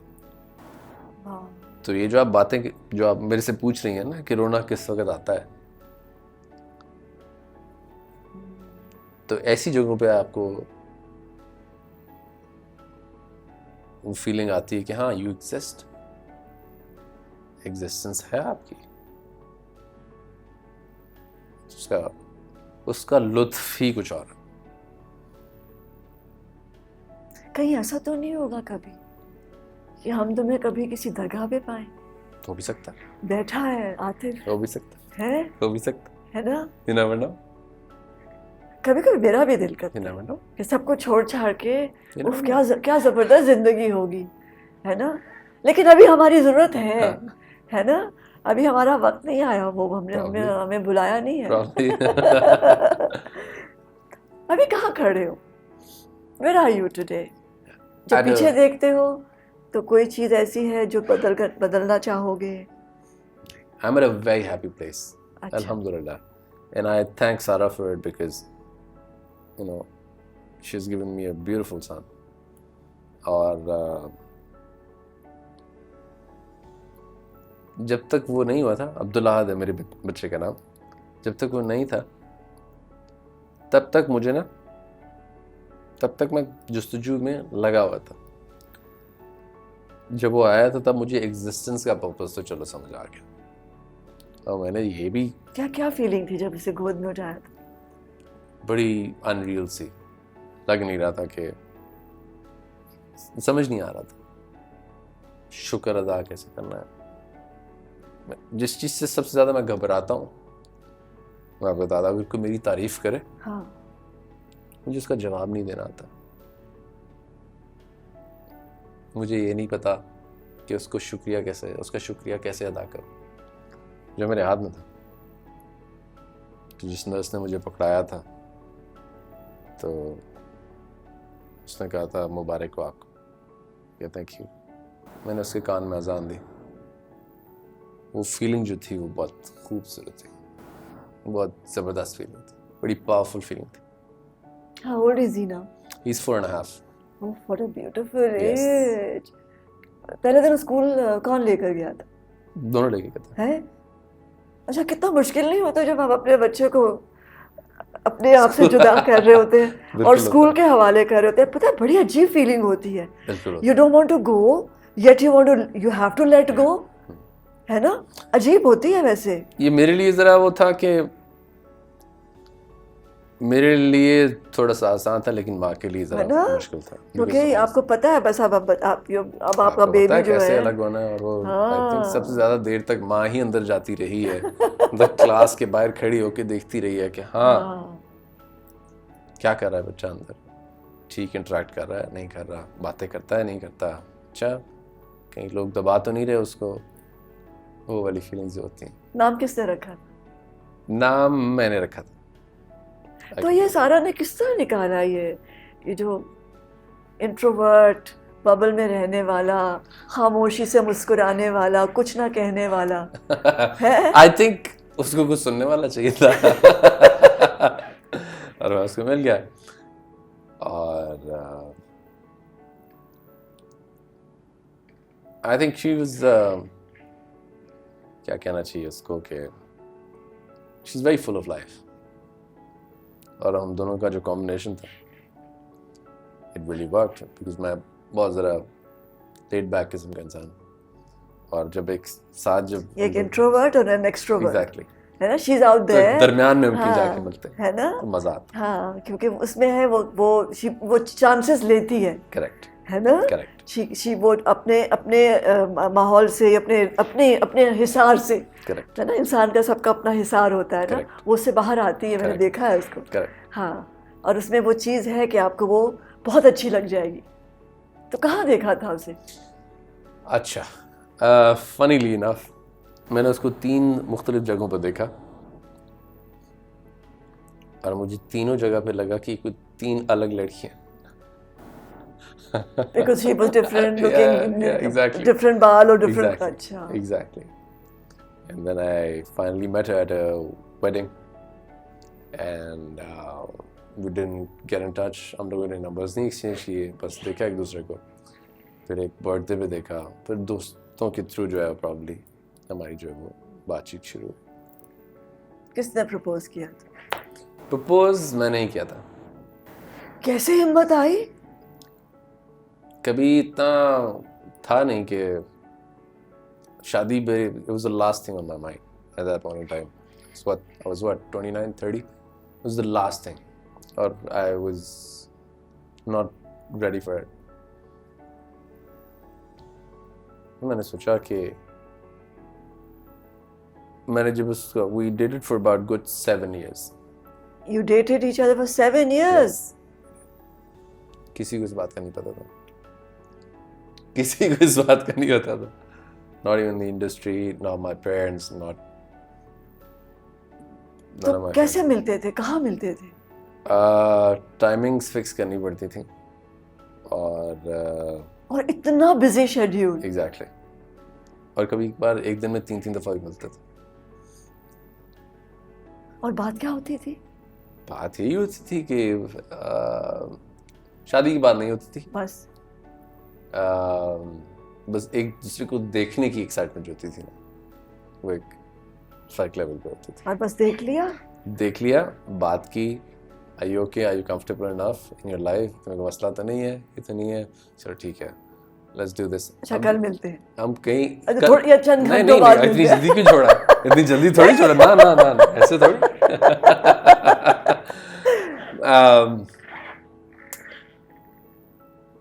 मैं बाहर नहीं जा सकता था बिकॉज रेस्टोरेंट्स में मैं नहीं जा पाता था, क्योंकि पहचाने जाओगे. नहीं मुझे मसला नहीं था, फेमस but होने मैं का चाहता सबसे था बड़ा कि ये वो जो है वो नॉर्मल चीजें नहीं आप हाँ, कर सकते. वो जो है वो डेट पे नहीं जा सकते, Exactly. पब्लिक प्लेसेस पे. ये था कि चलो मेरे लिए तो इट्स ओके, बट उसके साथ ये चीज़ नहीं होनी चाहिए, उसका नाम कहीं नहीं आना चाहिए unless and until we are together officially. So I saved my relationship for about good 6-7 years. And लोगों से बचा के रखा और ये वो, और जो भी खाना होता था वो गाड़ी में फिर हम लोग खाते थे या नहीं खाते थे कभी बार. So it was a wonderful time. तो फिर फैमिली ने दोनों बताया कि मुझे अब इससे शादी करनी है. सही था. दोनों पेरेंट्स, दोनों साइड के पेरेंट्स खुश थे. डिफिकल्टी थी बेसिकली आई थिंक उससे पहले 6-7 साल से जब मैं उसको डेट कर रहा था, उससे पहले मैंने एक वालिदैन को इंसिस्ट करने की कोशिश की थी. मैंने कहा था कि I want to get married to this girl from my college and all of that. So I was what 23 or 24. No आपको नया आपको मोहब्बत होती है और आप फिर पागल होते हैं और आप कहते हैं कि हाँ ठीक है सही है. माँ मुझे कहती है कि बेटे आपसे 3 बड़े भाई अभी घर पे मौजूद हैं, उनमें से मैंने किसी की शादी नहीं की. और आप ये बताएं आप 23 साल के हैं, आप कमाते क्या हैं, आप खिलाएंगे कहाँ से उसको. So I was being emotional. I was like अम्मी नहीं, मतलब सिर्फ ये रीज़न नहीं हो सकती कि आप कहें कि वो तुमसे बड़ी है, थी बड़ी. मैंने कहा ये क्या क्राइटेरिया हो.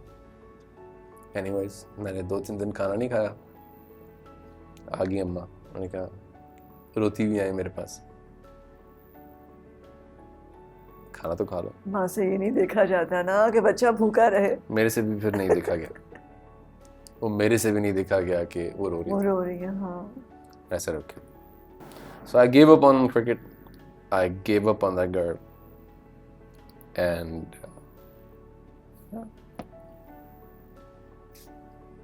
then I found someone new, and I'm so happy that I found Sarah in my life. Because actually सारा नहीं आना था. Basically. हाँ. हमें पता नहीं होता उस वक्त हम बड़ा रिएक्ट करते हैं.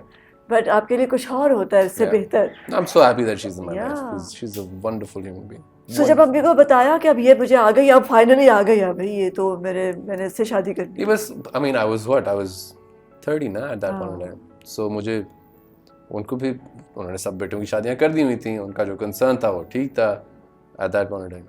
So बस फिर मैंने उनको कहा कि तो रिश्ता लेके गए. हाँ रिश्ता लेके गए और फिर सब कुछ स्मूथली हो गया अल्हम्दुलिल्लाह. That's very fortunate. Otherwise artist को ये बड़ी प्रॉब्लम होती That's है. very fortunate. है ना. आपका लड़का क्या करता है? हाँ.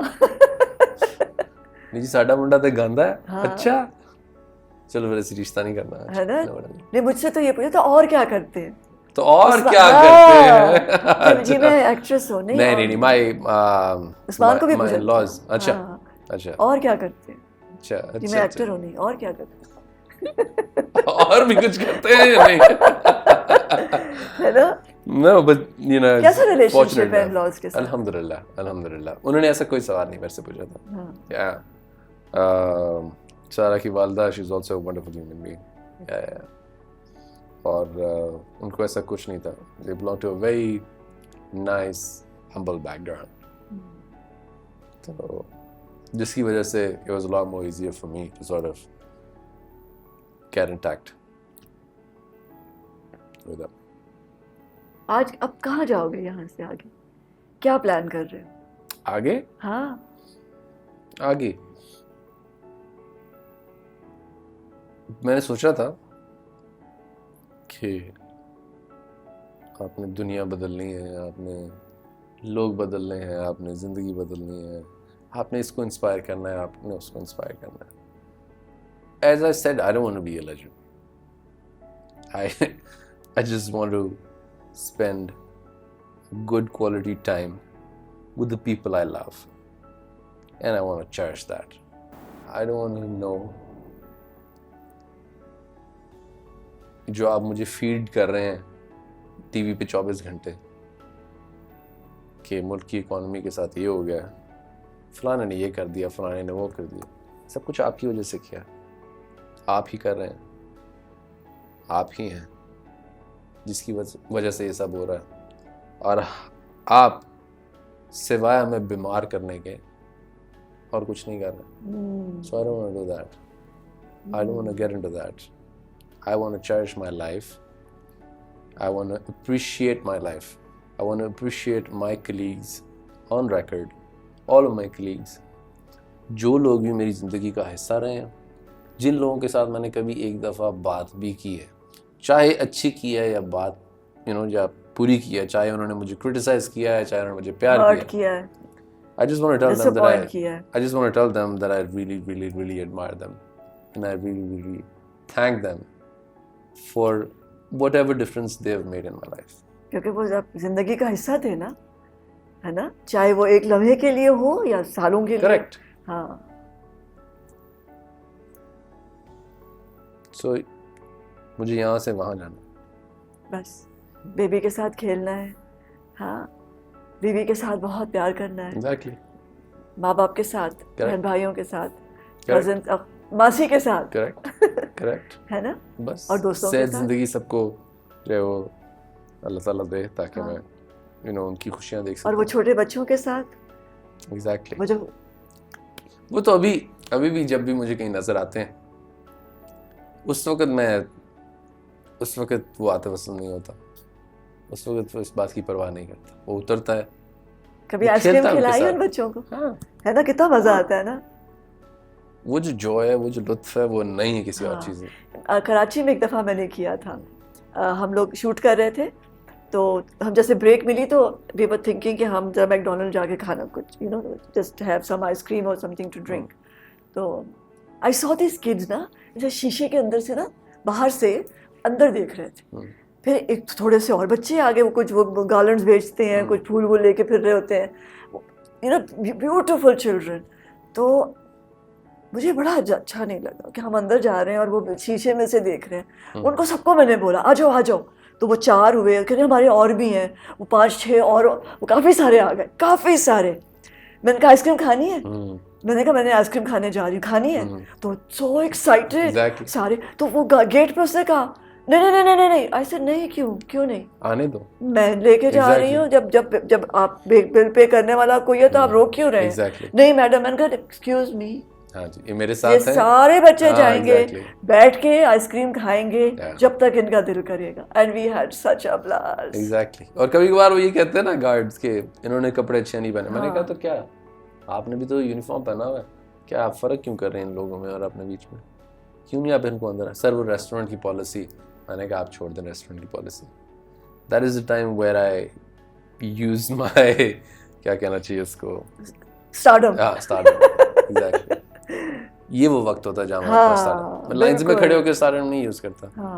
मुझे वो यूज नहीं करना, मुझे ऐसी जगहों पे यूज करना है. तो उस चीज का आई एम श्योर आपने जितना उसको मजा किया होगा, वो बड़ा मजा आया था. I think is one of my most favorite इसकी things that I've खूबसूरती done. अलग है। या जैसे वो कराची का जो समंदर का किनारा है उस पे भी एक ऐसा करना, that वो होते ना वो कुल्फी वाले इस तरह के, वो बड़ा मजा आता है। करेक्ट, हाँ, that's the moment actually इंसान बच्चा बन जाता है। करेक्ट, और ये बच्चा बनते रहना चाहिए। है अंदर, बिल्कुल, अंदर का बच्चा जिंदा है। बिल्कुल, बिल्कुल ऐसे ही, बिल्कुल ऐसे ही। अंदर का बच्चा क्या करना चाहता है? आई थिंक वो एक बार फिर से बगैर ये सोचे कि कोई उसे देख रहा है,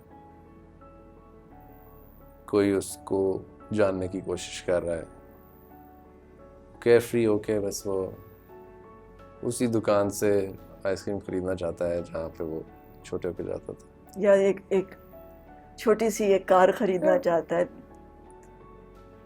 एग्जैक्टली, ग्रीन रंग की और ब्लू रंग की, एग्जैक्टली, है ना? आई डोंट यू थिंक कि अगर गाना सीखना शुरू करोगे तो वो जो छोटा सा बच्चा है उसका तजस्सुस जो है वो दोबारा से, आई थिंक जब और बढ़ जाएगा। आई थिंक क्योंकि जब टीचर के साथ आप बैठे वो मोमेंट ऐसा होता है क्योंकि आपके पास कोई जिम्मेदारी नहीं होती, आप कोई बोझ नहीं लिए बिल्कुल होते। ऐसा ही, बिल्कुल you have to prove nothing. आपका उस्ताद होता है और आप बैठे होते हैं और उसके साथ आप वो आपको सिखा रहा होता है और आपकी गलतियां ढूंढ रहा होता है। ऐसा ही है, बिल्कुल सही बात की आपने, बड़ी खूबसूरत बात की। लेकिन वो तजस्सुस फिर भी खत्म नहीं होता। वो तो प्यास है ना। हाँ, वो तो प्यास है। वो तो अगर आपने सीख लिया, सीखने के बाद क्या, फिर और सीखो, फिर ये तो जिंदगी इटसेल्फ नेवर एंडिंग। ऐसा ही है कि आप you gonna miss out on something और the other in your life, sure. मेरा बस चले तो मैं तो पता नहीं कितनी डिग्रियां ले लूं। बिल्कुल सही कह रही हैं आप। दिल करता है मैं इस फिलोसफी में भी शौक लेकिन है कितनी ना, कितनी ज्यादा है। इतनी सारी किताबें हैं to read and so many melodies to listen to. Correct. क्या लोगों ने गाया है। उफ, क्या बात। एक जिंदगी काफी नहीं है, ये एहसास होता है। बिल्कुल ऐसे ही है, बिल्कुल ऐसे ही। जिंदगी क्या है? जिंदगी क्या है? I was gonna answer in a very stupid way, but then again, मेरे लिए जिंदगी क्या है? मेरे लिए जिंदगी वालिदैन को खुश देखना है, बच्चे के साथ खेलना है, अपने पार्टनर के साथ रोमांस करना है, म्यूजिक सुनना है, म्यूजिक प्ले करना है, गाड़ी से उतर के किसी को क्रिकेट खेलता हुआ देख के उसके साथ क्रिकेट खेलना है, कोई नया कलीग इंडस्ट्री में आता है उसको सलाम में पहल करना है, किसी का दिल अगर चाहे मुझसे आके बात करने को और कोई दिल की बात करना चाहे तो उसके लिए अवेलेबल होना है। और इसे हजारों पहलू हैं, क्योंकि आई डोंट थिंक कि इसको सम अप किया जा सकता किसी तरीके से। जिंदगी खूबसूरत है, प्यारी है, प्यारे लोगों से भरी है, सिर्फ उस चीज़ को रियलाइज और अप्रिशिएट करना ज़रूरी है। बिकॉज हम लोग इस बात को अप्रिशिएट नहीं करते कि हम जिस जगह पे बैठे हैं, जो हमें अल्लाह ताला ने नेमतें अता की हैं, वो कितनी ख़ास हैं, वो कितनी खूबसूरत है। ओवरलुक कर जाते हैं। आपने सोचा था आप समीना पीरज़ादा बनेंगी? नहीं, आप मुझे पता था कि मैं 4 साल की उम्र में कि मैं इस काम का हिस्सा बनना चाहती। मैंने फिल्म देखी जिंदगी या तूफान और मुझे लगा जैसे मेरे अंदर से मैं छोटी उस स्क्रीन का हिस्सा बन गई और वो फैसिनेशन, वो मैजिक जो ब्लैक एंड वाइट सिनेमा का था उसने मुझे बड़ा सताया। ऐसा था कोई something happened in your life जिसने मुझे सताया हो कि जिस एक दफा कोई कान में एक ऐसा गाना गया कि फिर उसने सब कुछ बदल डाला। बहुत सारे, जैसे वो पठान खान साहब तो ऑफ कोर्स। दूसरा खान साहब की एक एल्बम थी माइकल ब्रुक्स के साथ। हाँ, उसने मुझे तबाह कर दिया था। उसने मुझे इस बात पे मजबूर किया था कि वो बात भी कही जा सकती है जो यहाँ पे है, सिर्फ वही नहीं कहा जा सकता जो बड़ों ने कहा है कहने को। उसके बाद मुझे मजबूर किया जेफ बकली ने, और इस तरह से मजबूर किया कि आज भी वो कहीं ना कहीं मेरे अंदर जो है ना, वो ड्राइव जो है ना, वो वही है। वो यही चाहती है कि किसी ना किसी तरीके से यहाँ की जो बात है वो लोगों तक पहुँचनी चाहिए। किस वक्त इंस्पायर होते हो कुछ लिखने के लिए? कोई ट्यून बनती है? एल्बम कैसे बनती है? कैसे कैसे? कोई भी वक्त हो सकता है। वो आउटडोर्स में शाम के वक्त सूरज ढलते हुए अगर आप देख रहे हैं तो एक सोच आती है, और उस सोच पे आप गाना बनाते हैं। आपका इंस्ट्रूमेंट अगर साथ है, आप उसको प्ले करते हैं और वो आपको इंस्पायर करता है और उस कैरेक्टर की को मौजूद कर देता है। और कुछ ऐसे वक्त भी आते हैं जैसे आपको लगता है वो कैरेक्टर आपके सामने बैठा है और फिर आपने उससे बात करनी होती है। जब आप उससे बात करते हैं वो आपको रिस्पॉन्ड करते हैं, फिर आप गाना लिखते हैं। अगर तो ये गाना दुनिया के लिए है। हाँ, वो अगर कहीं और जाता है, उसकी आरज़ू कुछ और है, तो फिर उसके लिए पसीने छूटना बहुत ज़रूरी है। उसके लिए तन्हाई बहुत ज़रूरी है। उसके लिए वो ख़ास पहर बहुत ज़रूरी है जिसमें आप सिर्फ उसको याद करें और आपके इर्द गिर्द कोई आपके अलग सुबह एग्जैक्टली सूरज के उगने से पहले। कभी ऐसा हो कहीं दुनिया के किसी कोने में जहाँ पहाड़ हो, और उस वक्त कभी ऐसा हुआ है कि एकदम से गाया है उसके लिए? बिल्कुल। क्या गाया है? हर एक मोमेंट पे जब मुझे इस बात का एहसास हुआ कि कितनी खूबसूरत है ये दुनिया और अल्लाह ताला ने कितनी खूबसूरती से इंसान को बनाया है और इस कायनात को क्रिएट किया, उस वक्त मुझे उसका शुक्र अदा करने की तलब होती और वो तलब मुझे इंस्पायर करती है।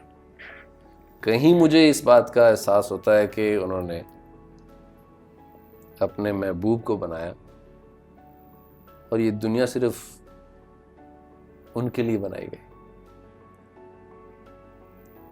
मुझे जब इस बात का एहसास होता है या मैं कहीं भी हम्द या जिक्र कहीं सुनता हूँ तो वहाँ मुझे एहसास होता है, वहाँ मेरा शुक्र अदा करने का दिल करता है। मुझे इस दुनिया में भेजा, मुझे मुसलमान बना के भेजा, मुझे ऐसे वालिदैन के घर में पैदा किया, तो वो तो हर मोमेंट दिमाग में चलता रहता है कि हाँ, मैं इस दुनिया में हूँ और मैं उसका शुक्र अदा करता हूँ कि मैं सांस ले पा रहा हूँ, देख सकता हूँ, प्यारे लोगों की बातें सुन सकता हूँ, म्यूजिक सुन सकता हूँ, कुरान पाक पढ़ सकता हूँ, नमाज अदा कर सकता हूँ, दुआ कर सकता हूँ, दुआ में वालिदैन का जिक्र कर सकता हूँ, दुआ में नबी करीम सल्लल्लाहु अलैहि वसल्लम का जिक्र कर सकता हूँ, उन पर दरूद भेज सकता हूँ। तो मैं इसी चीज़ का अगर शुक्र अदा करूँ ना कि मैं इस काबिल हूँ कि मैं उन पर दरूद भेज सकता हूँ, तो I'll be the luckiest person। मेरे लिए आपको पता है, मैं अपने कैरियर को कुछ नहीं समझता, मैं सिर्फ एक चीज़ को, हल्की फुल्की सी एक चीज़ को जो है ना, एक कलाम को मैं ऐसा समझता हूँ कि हाँ, मुझे उस पर थोड़ा सा फ़ख्र महसूस होता है। मुझे थोड़ी उसमें ना आजिज़ी आती है मेरे अपने जब मैं उसको सुनता हूँ। ताजदार है ताजदार है। क्यों? बिकॉज नबी का जिक्र लॉ है, एन मोहब्बत ऑफरिंग है, हम्बल ऑफरिंग है। मांग रहा हूँ, राइट? तो मांगने में जो मजा है किसी और चीज में नहीं। उससे मांग। मौत से डर लगता है? मौत से डर लगता है, मेरा ख्याल है कि बच्चे के बाद लगता है, बच्चे से पहले नहीं लगता था। जब इतने करीब हो, हाँ, और लॉ लगाई है तो मौत समझ आती है। बिल्कुल आती है, बरहक है, बरहक है। और सुना है कि खुश होना चाहिए अगर कोई चला जाता, कि इसका सफर खत्म हो। और इस बात का एहसास आपको तब होता है जब आप किसी अपने को खुद कब्र में उतारते। मैंने उतारा किसी अपनी दादी को, और जब आप उस चीज को एक्सपीरियंस करते हैं तब आपको फिर एक खौफ भी आता, डर लगता है। आप कहते हैं कि यार मैं अपनी कोई भी काम, कोई भी चीज उसके हजूर कबूल होनी चाहिए। कोई ऐसा काम कर लूं जो उसके हजूर कबूल हो जाए। कब्र के अजाब से लगता है, पढ़ा तो है, दोज़ख की आग से लगता है। सो यू नो इट्स या मौत तो बरहक है, लेकिन सुना है कि जो चला जाता है उसके लिए खुश होना चाहिए, उसके लिए अफसोस नहीं करना चाहिए, क्योंकि वो एक और रेल में चला गया ना, वो हिस्सा बन गया, वो हमेशा हमेशा जिंदगी का। एग्जैक्टली। मैं नहीं चाहता, I mean, to be very honest, that might sound a little cliche, but then again, I don't want myself to be remembered as a singer or someone, you know, who's really touched hearts or something. मतलब अपने music से